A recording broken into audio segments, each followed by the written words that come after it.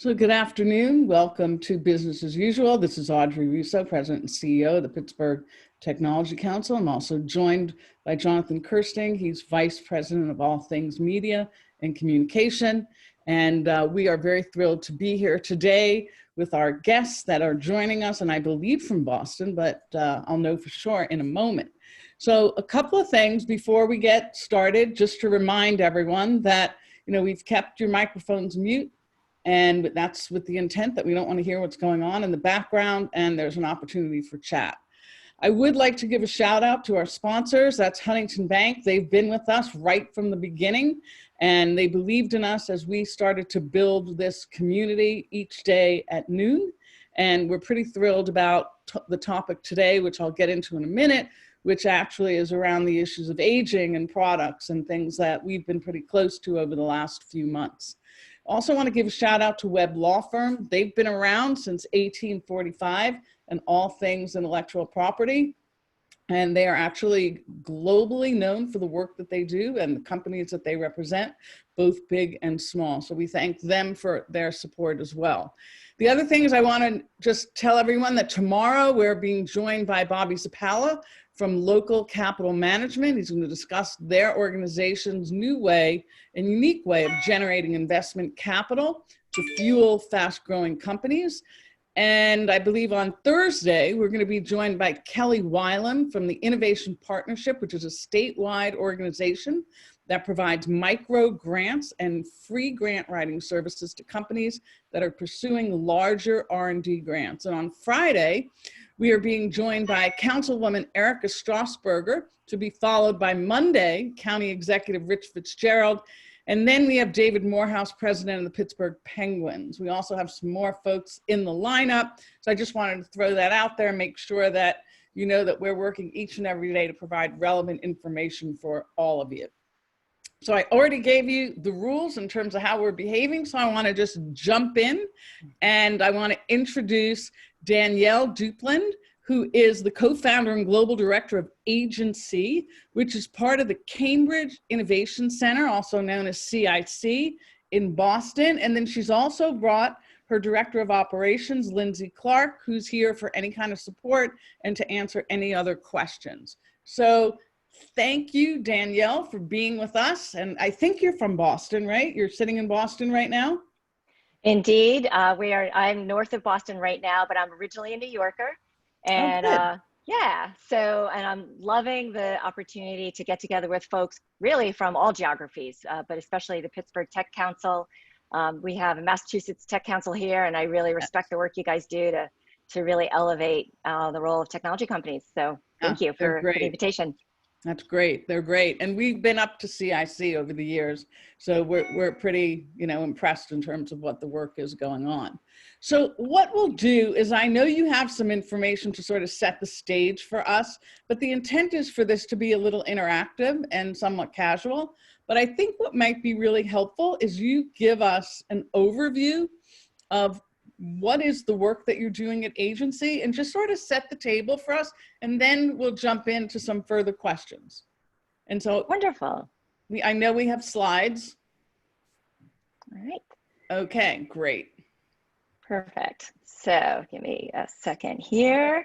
So indeed, well, again, thank you for the opportunity. Very excited to talk about this work, particularly in light of a lot of the tragedies that we're hearing worldwide with the pandemic's impact to the aging populations. And in fact, all of us are experiencing, in some small moment of foreshadowing, the day-to-day life of what it means to grow older and be isolated and be disconnected from your family and friends, or maybe not have access to the services that you need.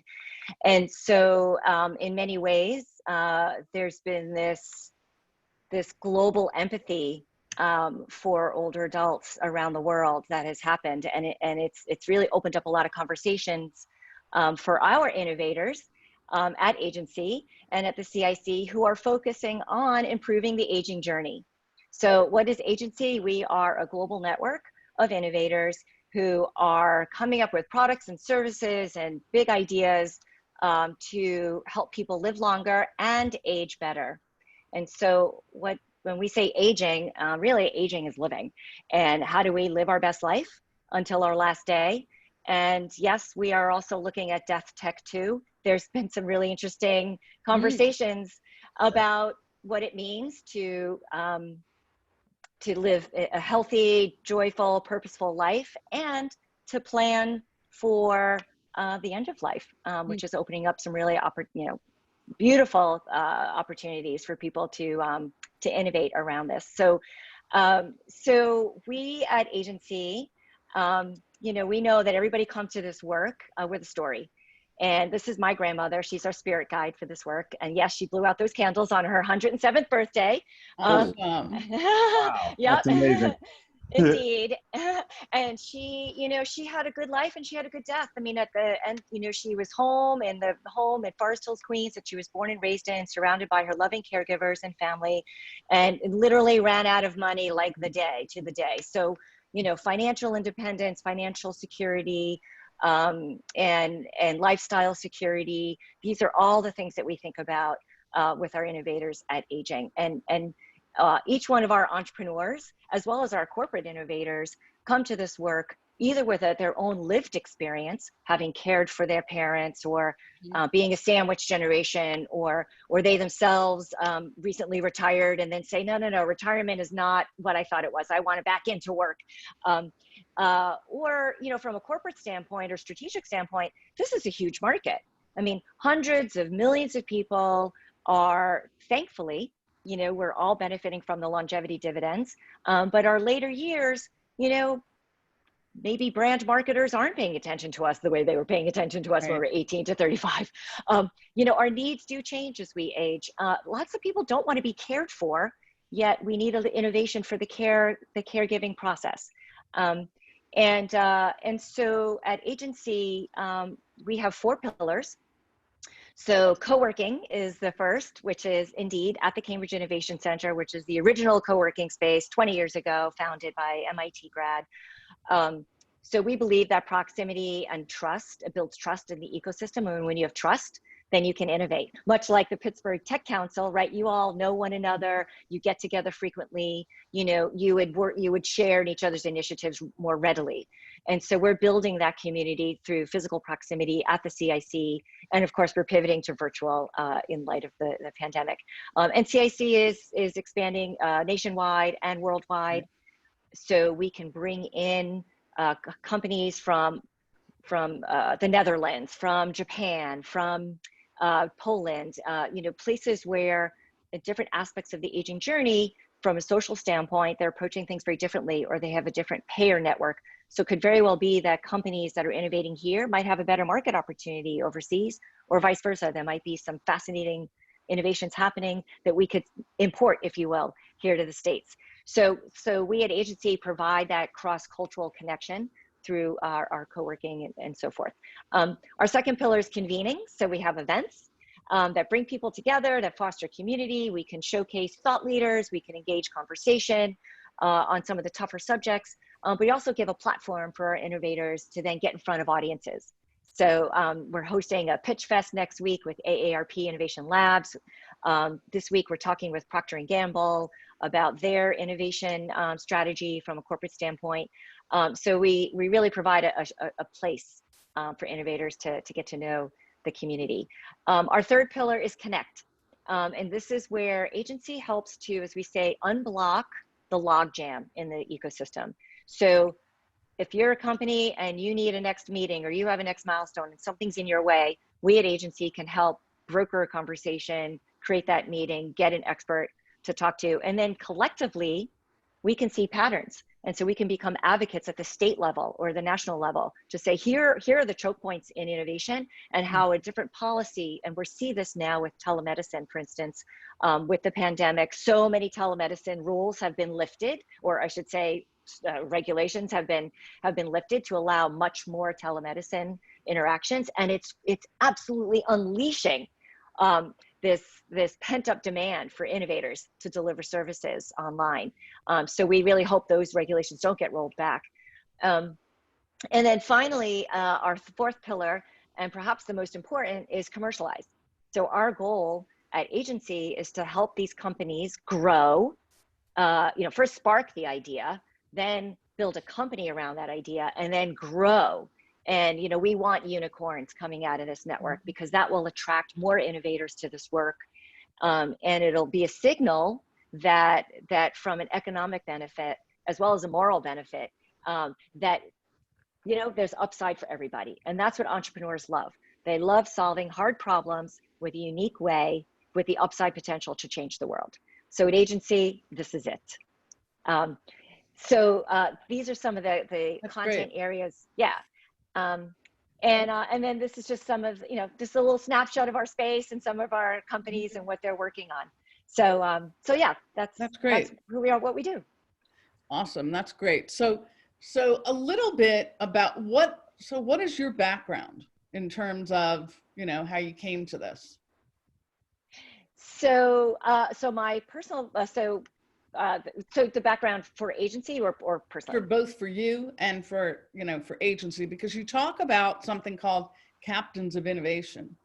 So I'm interested in understanding that, and I'm just sort of interested in how you have come to the role that you're in, because you seem very, rejuvenated by it. So yeah. I just want to make sure that we're understanding that. Sure. So, from, as I mentioned, the CIC was founded over 20 years ago by MIT grad, right? So, the model works. And so for 20 years, the CIC has built up this huge community of innovators who have grown their companies from stealth mode all the way to unicorn. And so when you look at the current landscape, co-working has become, a very common business model. So, the CIC says, well, what can we do to continue providing value to the world in a unique way? And it turns out that clusters have a significant extra benefit for both the innovators themselves to be among peers that are also working in the same space, but it becomes an attractor for investors, for influencers, and we become, better, like collectively better, right? So this model took hold in that we've got a number of other industry clusters at CIC. We've got one focused on food, one focused on smart cities, and so forth. So right around this time, Captains of Innovation, which is, as Lindsay mentioned, it's a corporate consultancy that helps corporates, particularly corporates who have to reinvent themselves, right? For the modern era, right? So kind of, they realize they may be behind the times, maybe their innovation, blueprint isn't quite, up to, it needs some rejuvenation here. And so connecting with startups in a thoughtful and meaningful way, they will work with Captains of Innovation to broker those connections and to do like think tanks and exploration of new business models and so forth. So Sompo Japan, which is Japan's second largest insurance company, as well as the second largest nursing care operator. They have 400 nursing facilities, 25,000 beds across their properties. We're realizing that both sides of their business were highly connected. So the insurance and claims burden for people with Alzheimer's disease and caregiver burden, well, I don't want to call it burden, it's a sacred task, but it clearly has costs associated with it. As well as their experiences of managing the nursing facilities, they were seeing the opportunities at scale to make an impact. So they hired Captains of Innovation to say, help us understand the innovation ecosystem in the States, and let's do a hackathon. Let's just see how we can innovate.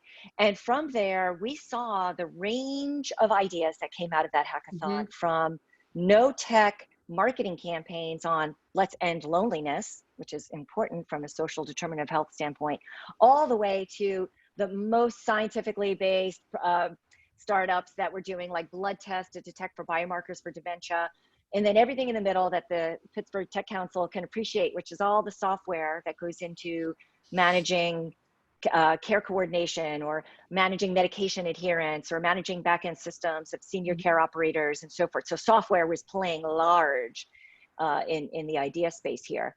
So we sat back, we said, well, this is it, right? How do you take a world scale problem, which is aging, right? And take technology and say the only way that we can possibly care for as many millions of people in a cost-effective way is to apply technology in thoughtful ways. And we've got a full range of sectors that can participate. So yes, the healthcare sector, yes, transportation sector, yes, the housing sector, yes, the biotech sector, yes, the food sector, yes, the leisure sector, the lifelong learning sector. We see universities here in Massachusetts that are building senior care homes right on campus to be part of the student community. So we see this as yes, and every sector can play a role. Technology helps to scale, and it made the perfect sense to create a cluster around that at CIC. So a couple of things. One is, I'm assuming that any of the work in terms of product development has seniors and customers heavily involved in the design. Indeed. Okay, so I just want to make sure that that's part of it. And then the other is, you're doing work with Procter and Gamble, right? So let's hear about that, and what might people in Pittsburgh be interested in? Beautiful.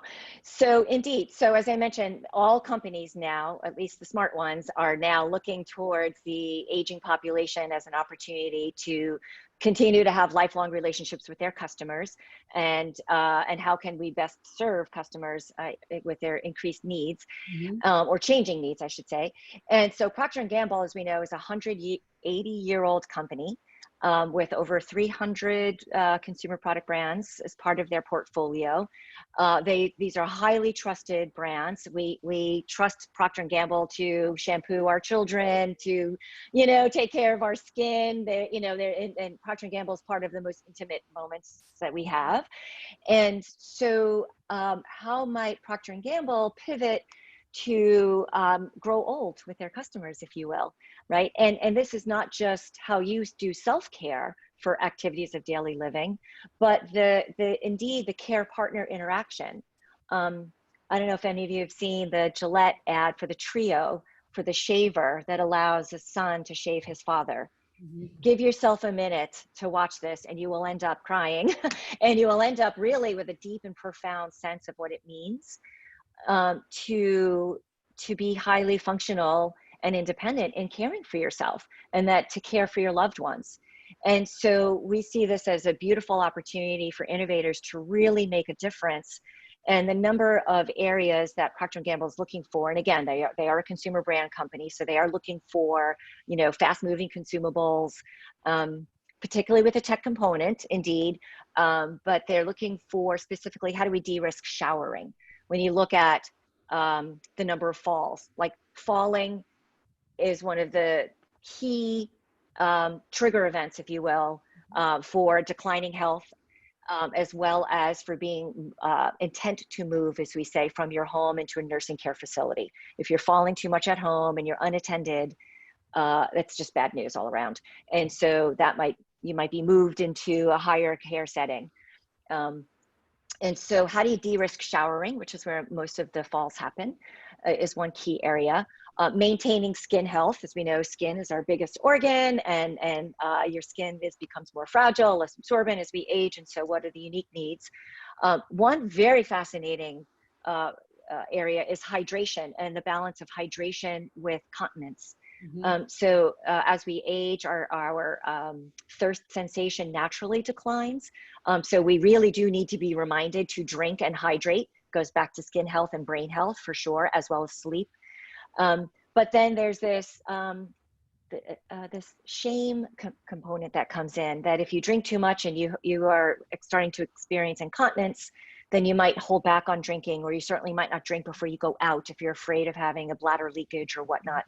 And so continence is a huge area of focus. And overall mobility. Like, we just know you got to get out, you got to enjoy your surroundings, you got to go out in public, you got to meet with people, you got to garden in your backyard, you got to do all the things you want to do. So mobility and stability is a huge area that allow people to continue to be strong and in their well-being. So Procter & Gamble is looking at a full range of ideas to cover some of the activities of daily living. So if there are people that are on this call, or they didn't have a chance to be on this call, but they're interested, or they think they have a solution to some of the areas that you've talked about, specifically as it relates to Procter & Gamble, what's the process? What's the journey for them? Love it. So we want to meet you, and we would love to hang out and learn what you're building, learn how we could be helpful. And so if you go to our website, cic.com/agency, cic.com/agency, you'll see there is a whole section on the global call for startups and for innovators. And you can click right there for more information, to click to collaborate. We ask you to fill out some information so we can learn about your company, what you're building, and then we'll take it from there, depending on if it's a meeting, if it's a demo, or what the next steps are. So what are some of the steps? I mean, how early can an idea be? Very early, very early. And it Very also can be an idea that could be adjacent.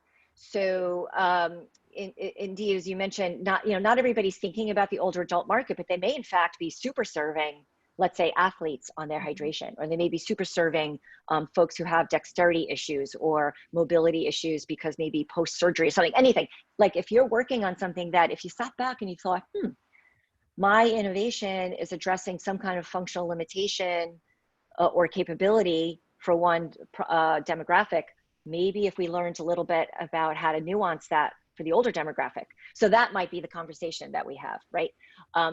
Others might be, well, I actually have a great product, but I don't know how to brand it, or I don't know how to get to channel partner. Like we've got a number of companies that have an amazing product, but they have absolutely no distribution experience, right? And so P&G could help with helping to frame a strategy for, let's say, global distribution. You might have a product that in fact is very science-based and needs some clinical studies or some kind of third-party validation, or something with regulatory bodies, let's say the FDA. So that would be yet another group that we connect with to say, okay, how do we get this into some kind of clinical trial? How do we get some insurance companies looking at it, and so forth? So it really depends. Long answer, because it's complicated. Well, I mean, obviously it depends. And so do you ever help companies with getting investment, or is this something that it's just a pathway to P&G? Do they have an investment arm? Okay, so a couple of things, a couple of ways to answer that question. So for P&G specifically, P&G, because they recognize there's such a so many brands in their portfolio, have created Procter and Gamble Venture Studio, which is their like innovation front door, if you will. So that's who we're working directly with. So P&G Venture Studio will do that intake, that assessment, and figure out what the next steps and conversations ought to be. So we are working directly with the Venture Studio. And indeed, they might invest in that company, co-invest, they might acquire that company, whatever that path, that natural path would need to be. We at agency, however, though, we are working with many, many, many, many corporates, each of whom have a different outreach objective or strategic objective. So there might be, so if it's not P&G that is the match, okay, we will help find out other companies that might be potential partners or collaborators.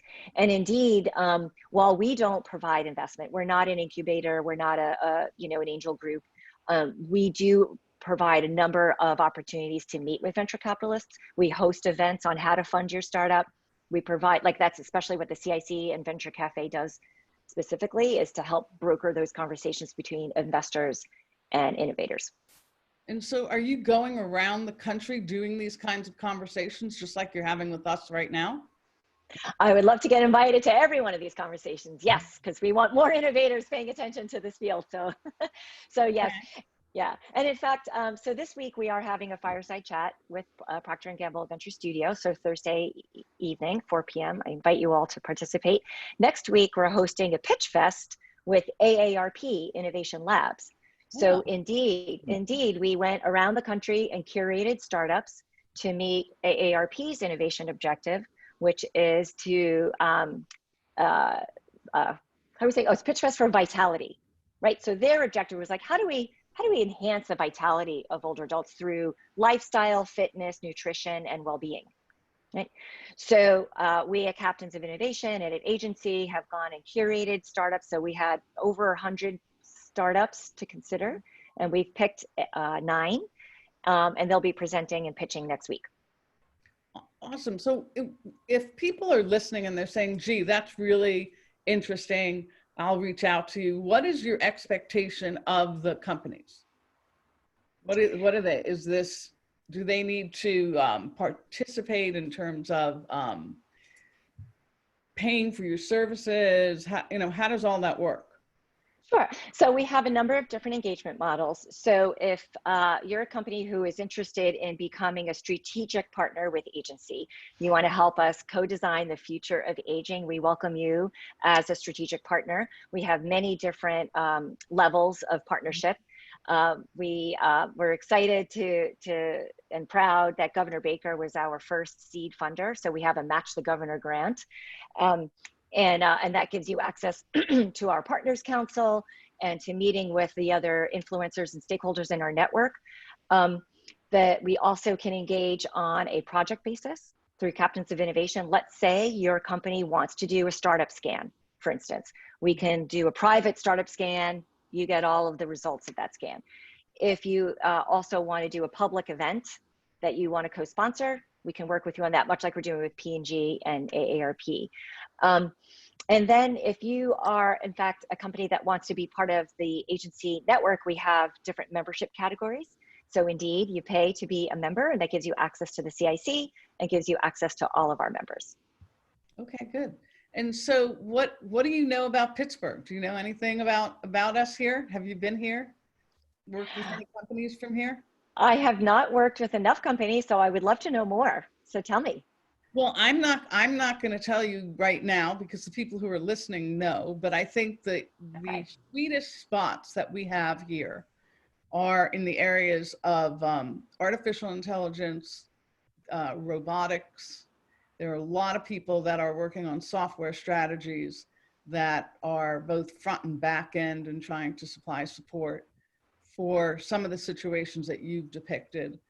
The thing about Pittsburgh, where the opportunity is strong here, is that we have one of the highest aging populations, people who have stayed in Pittsburgh and have lasted here. I think we're number 2 or 3 in the country in terms of aging and even aging in place. We obviously, like every place around the United States, we've had our own fair share of issues around COVID in people who are in communal environments. And I know that that's been a big issue in Massachusetts, just like it's been here in Pittsburgh. And we also have Carnegie Mellon University and the University of Pittsburgh that are working on the most incredible, research that's known around the world. Yeah. And so was CIC thinking about setting up a presence in Pittsburgh at one point? Do you know anything about that? So go ahead, Lindsay. On the line, yes. Let's unmute Lindsay. Lindsay, as I mentioned earlier, is their Director of Operations. Thank you, Lindsay. Hi guys, can you hear me now? Yes. Hi. So CIC is actively working on expanding to 50 cities around the world in the next 10 years. I would say Pittsburgh is definitely of interest to us. Typically, it takes about 3 to 5 years for CIC to set up in a new city, but the robotics and AI scene is fantastic, and we would love to be more deeply involved with the Pittsburgh community. We opened CIC Philadelphia in 2018, so we're moving into Pennsylvania, but Pittsburgh's on the list. Okay, awesome. Thank you for that. And Michael Milo out there is just reminding me that he's seeing a lot of wearable technology. And I forgot to mention that. The thing about Pittsburgh is that Pittsburgh is so diverse. We're not really a one-trick pony town. And there really isn't anything that we're not working on here, particularly as it relates to devices and the information of things, which is obviously has a big correlation in terms of people who are aging as everyone on this call is aging. So anything that's tied to that. We also have the Jewish Healthcare Foundation I mentioned earlier, and they would be tremendous partners, and they've done a lot of leading thought work in that space as well and have been huge advocates. So, I love it. Yeah. And that in fact is one of the big asks of all of our innovators. Clearly they want, pathways to funding, of course, but also, and just as important, is access to pilot customers and folks who could give direct feedback to their products along the way. As you mentioned, that, you know, customer-centric design, I mean, that is one of our core ethos. It's got evidence. So yes, if you're working on something, we need to know that it's backed by research, science, and so forth, but empathy, right? That you are truly designing with the senior in mind. And of course, economics, right? Like a business model that is sustainable. So, so indeed, you know, we'd love to work with the Jewish Healthcare Foundation, particularly if it, you know, means feedback. We're working with a company up in Maine, a university up in Maine, and they on a regular basis, they convene what they call the legacy scholars. These are people who are in their 60s, 70s, and 80s who give feedback to our startups. And it's super valuable. That's great. Well, it is now 12:30. I thank you for 30 minutes of your time in the course of the day. Hopefully this has been, you know, some education both for us and for you. And we look forward to hearing from you in the near future. So I want to thank everyone and come back tomorrow because I believe, Jonathan, we have Bobby Zappala tomorrow. Is that correct? You do. I'm excited. Bobby's a good guy and talk about the new ways of localizing and financing companies here. Good stuff. Awesome. Thank you. Awesome. Thank you. It was great to meet everybody. Thank you so much for the invitation and the opportunity. I look forward to future connections. Looking forward to your Pittsburgh office. Well, you could still work with us before that happens. Absolutely. So, no, you guys are doing some great work. We need to be better connected. That's for sure. Thank you. Beautiful. Thank you.